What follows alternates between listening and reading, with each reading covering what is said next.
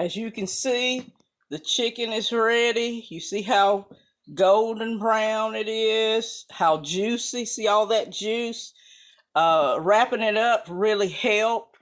It caused the chicken to keep all the juices inside, and when I cut it, you see the juices came a-flowing. So here you are, lemon pepper chicken. This is a young chicken. May you have a happy Thanksgiving. I hope it works out while you're cooking. Bye-bye.